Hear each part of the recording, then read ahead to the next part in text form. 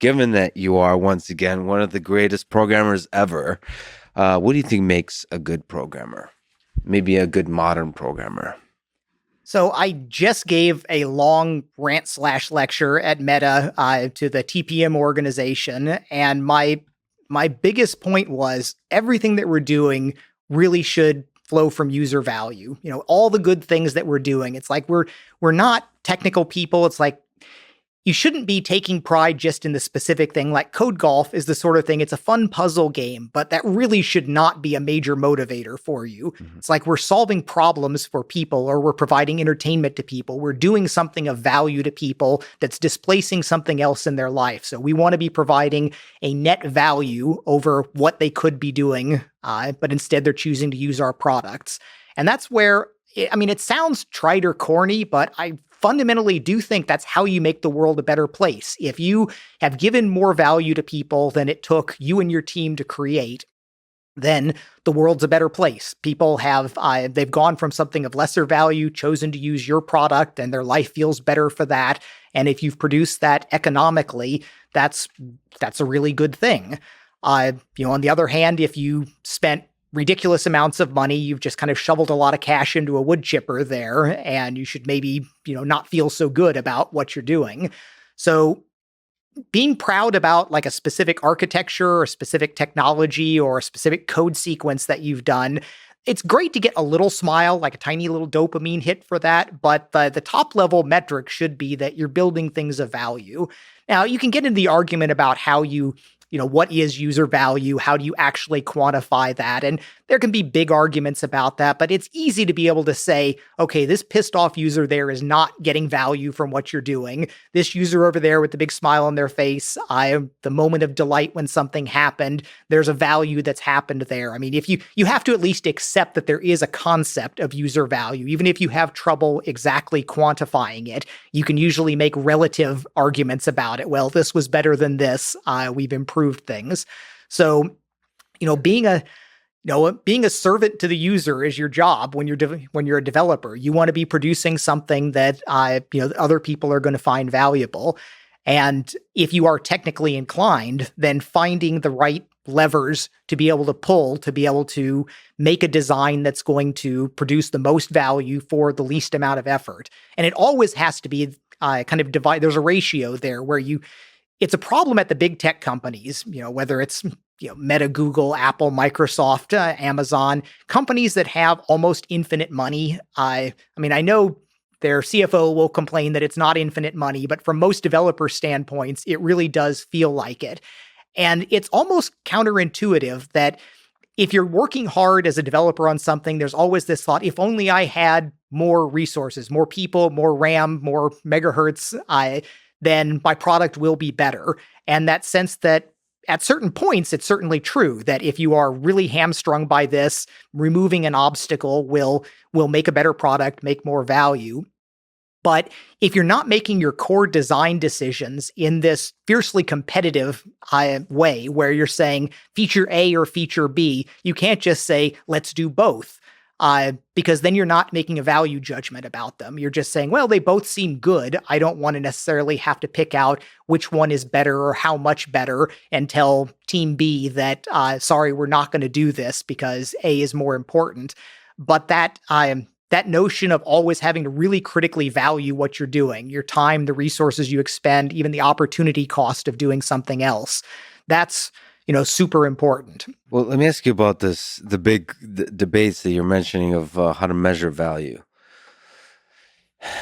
Is it possible to measure it kind of numerically, or can you do the sort of Johnny Ive, the designer route of imagining sort of somebody using a thing and imagining a smile on their face, imagining the experience of love and joy that you have when you use the thing? That's from a design perspective. Or if you're building more like a lower level thing for like Linux, you imagine a developer that might come across this and use it and become happy and better off because of it. So where do you land on those things? Is it measurable? So I imagine like Meta and Google will probably try to measure the thing. They'll try to, it's like you try to optimize engagement or something. Let's measure engagement. And then I think there is a kind of, I mean, I admire the designer ethic of like, think of a future that's immeasurable, and you try to make somebody in that future that's different from today happy. So I do usually favor, if you can get any kind of a metric that's good, by all means, listen to the data.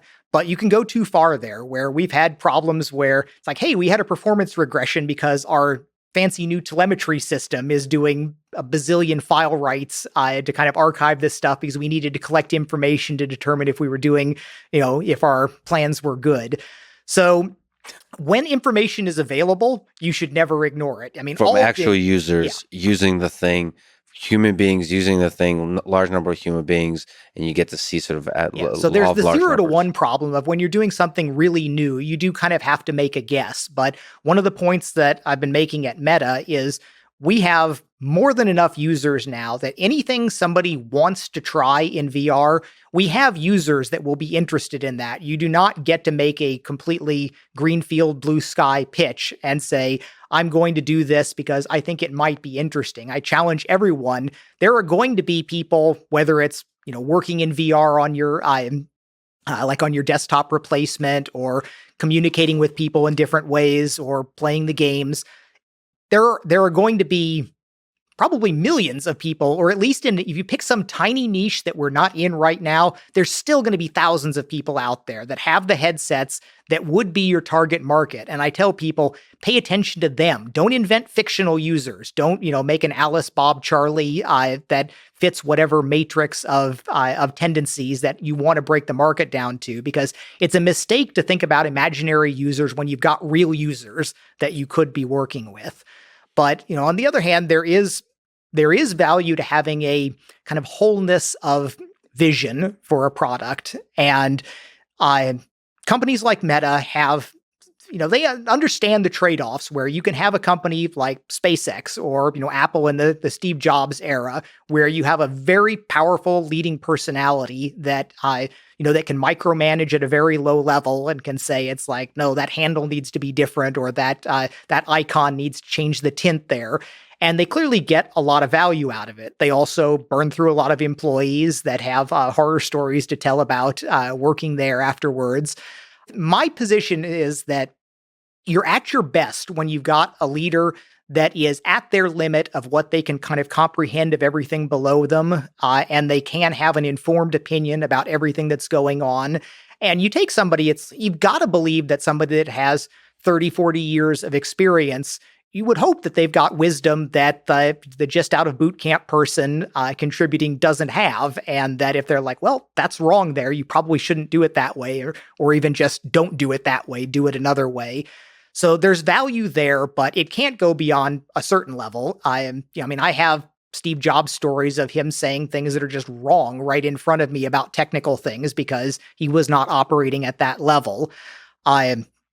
But when it does work and you do get that kind of passionate leader that's thinking about the entire product and just really deeply cares about not letting anything slip through the cracks, I think that's got a lot of value. But the other side of that is the people saying that, well, we want to have these independent teams that are bubbling up the ideas because, like, it's anti-capitalist or anti-free market to say it's like, I want my my great leader to go ahead and dictate all these points there, where clearly free markets bring up things that, you don't expect. Like in VR, we saw a bunch of things like it didn't turn out at all the way the early people thought were going to be the key applications, and things that, would not have been approved by the dark cabal making the decisions about what gets into the store turn out to, in some cases, be extremely successful.